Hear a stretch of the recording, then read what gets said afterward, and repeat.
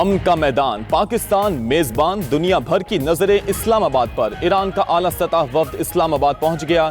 Speaker ایرانی parliament Baqir کالیباف اور وزیر خارجہ عباس عراقچی شامل۔ نائب وزیر اعظم اسحاق ڈار نے معزز مہمانوں کا پرتپاک استقبال کیا۔ Chief of defence forces field marshal Syed Asim Munir نے ایرانی وفد کا خیر مقدم کیا۔ وزیر داخلہ محسن نقوی، اسپیکر قومی اسمبلی ایاز صادق اور دیگر اعلیٰ حکام نے ایرانی وفد کو خوش آمدید کہا۔ ننھے بچوں نے معزز مہمانوں کو گلدستے پیش کیے۔ ترجمان دفتر خارجہ کے مطابق ایرانی وفد کی قیادت اسپیکر ایرانی پارلیمنٹ محمد باقر کالیباف کر رہے ہیں۔ ترجمان دفتر خارجہ کے مطابق اسحاق ڈار نے امید ظاہر کی کہ فریقین تعمیری انداز میں مذاکرات آگے بڑھائیں گے۔ پاکستان تنازع کے پائیدار اور دیرپا حل کے لیے سہولت کاری جاری رکھنے کے لیے پرعزم ہے۔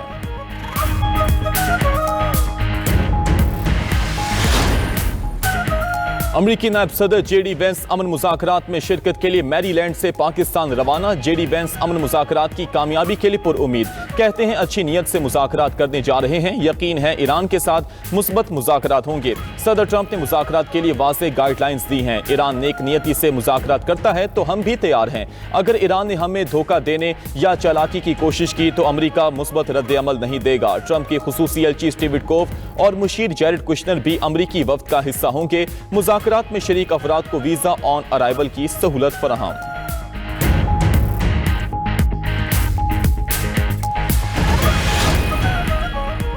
اسلام آباد مذاکرات کے لیے اچھی ٹیم بھیجی۔ امریکی صدر ڈونلڈ ٹرمپ کہتے ہیں J D Vance, Jared Kushner اور اسٹیو وٹکوف اسلام آباد مذاکرات میں شرکت کریں گے۔ آبِ ہرمز بہت جلد مکمل کھل جائے گا۔ ایران کو ایٹمی ہتھیاروں کی اجازت نہیں دی جائے گی۔ ایران کے پاس ایٹمی ہتھیار نہ ہوں، یہ ڈیل ہمارے لیے اچھی ہوگی۔ ایران کے پاس میزائل بنانے کی صلاحیت بہت کم رہ گئی۔ ایران میں پہلے ہی رجیم چینج ہو چکی، لیکن یہ ہمارا مقصد نہیں۔ اس سے قبل امریکی صدر کا کہنا تھا کہ مذاکرات کی کامیابی سے متعلق 24 گھنٹے میں معلوم ہو جائے گا۔ ایسے لوگوں سے مذاکرات کر رہے ہیں جن کے بارے میں نہیں جانتے۔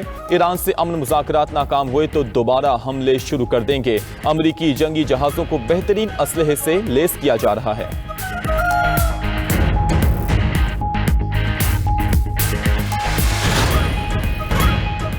وزیر اعظم کا پیٹرولیم مصنوعات کی قیمتوں میں کمی کا اعلان۔ ڈیزل 134 روپے 81 پیسے فی لیٹر سستا۔ ڈیزل کی نئی قیمت 385 روپے 54 پیسے فی لیٹر ہو گئی۔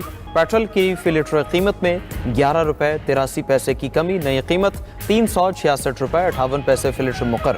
نوٹیفیکیشن جاری، حکومت کا عام آدمی کے لیے سبسڈی برقرار رکھنے کا اعلان۔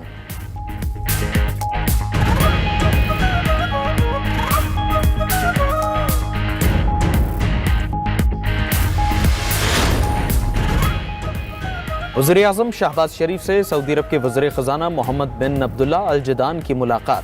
دو طرفہ تعلقات اور خطے کی صورتحال پر تبادلہ خیال۔ ملاقات میں فیلڈ مارشل سید عاصم منیر اور وزیر خارجہ اسحاق ڈار کی بھی شرکت۔ پاک سعودی برادرانہ تعلقات مزید مضبوط بنانے کے عزم کا اعادہ۔ وزیر اعظم نے کہا پاکستان اور سعودی عرب کے درمیان تجارت اور سرمایہ کاری کا فروغ چاہتے ہیں۔ سعودی عرب کی جانب سے پاکستان کے معاشی استحکام میں مسلسل حمایت کو قدر کی نگاہ سے دیکھتا ہوں۔ پاکستان ہر مشکل گھڑی میں سعودی عرب کے ساتھ شانہ بشانہ کھڑا رہا ہے۔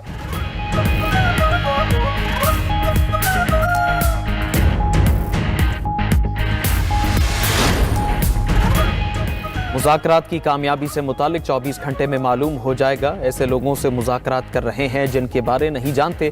ایران سے امن مذاکرات ناکام ہوئے تو دوبارہ حملے شروع کر دیں گے۔ امریکی صدر ٹرمپ کا امریکی اخبار کو انٹرویو، کہا امریکی جنگی جہازوں کو بہترین اسلحے سے لیس کیا جا رہا ہے۔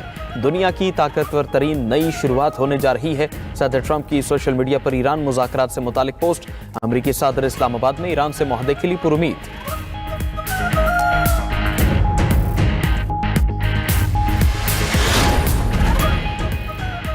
لبنان میں جنگ بندی اور ایران کے منجمد اثاثے ریلیز کیے جائیں۔ مذاکرات سے قبل دونوں معاملات پورے ہونے چاہیے۔ فریقین کے درمیان باہمی طور پر متفق دو اقدامات پر عمل درآمد ہونا باقی ہے۔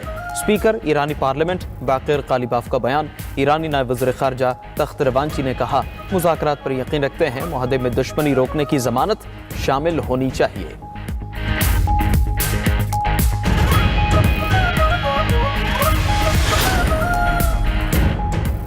وزیر اعظم شہباز شریف اور برطانوی وزیر اعظم کا ٹیلی فونک رابطہ کیئر سٹارمر نے امریکہ ایران جنگ بندی کرانے اور مذاکرات کے لیے پاکستان کی سفارتی کوششوں کو سراہا۔ مذاکراتی عمل کی کامیابی کے لیے نیک تمناؤں کا اظہار۔ برطانوی وزیر اعظم کی امیر قطر سے ملاقات۔ خطے کی صورتحال اور کشیدگی پر تبادلہ خیال. کیئر سٹارمر نے میزائل اور ڈرونز حملوں سے قطر سے مکمل یکجہتی کا اظہار کیا. برطانوی وزیر اعظم کا امریکی صدر کو ٹیلی فون. آپ نے ہارمز کھلوانے کے منصوبے پر تبادلہ خیال.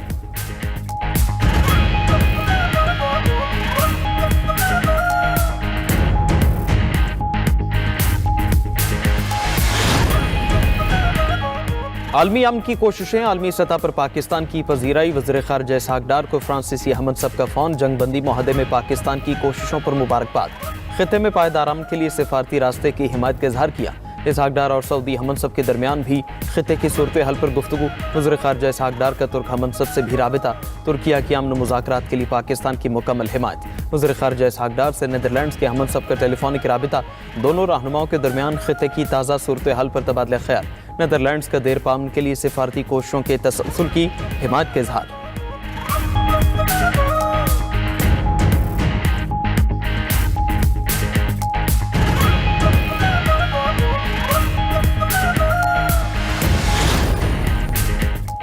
پاکستان میں امن مذاکرات سفارتی معجزہ قرار. امریکی جریدے بلومبرگ نے اسلام آباد میں امریکہ اور ایران کے مذاکرات کو پاکستان کی بڑی سفارتی کامیابی قرار دے دیا. رپورٹ کے مطابق پوری دنیا کی نظریں پاکستان میں ہونے والے تاریخی امن مذاکرات پر ہیں. ادھر 93% پاکستانیوں کی جنگ بندی میں کردار کی حمایت. گیلپ سروے کے مطابق 82% پاکستانی جنگ بندی میں پاکستان کی کوششوں سے آگاہ ہیں. 88% شہری پاکستان کے عالمی تنازعات میں فعال کردار ادا کرنے کے حق میں ہیں.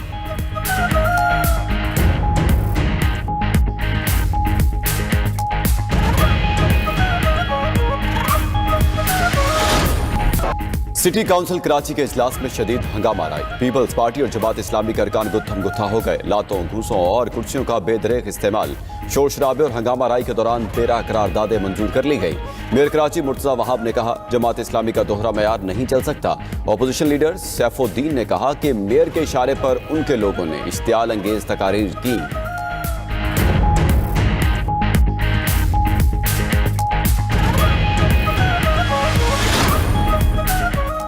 1973 کا آئین قومی وحدت کی علامت ہے. یوم دستور پر صدر مملکت آصف علی زرداری کا پیغام. کہا کہ آئین ریاست کا بنیادی قانونی اور سیاسی فریم ورک ہے.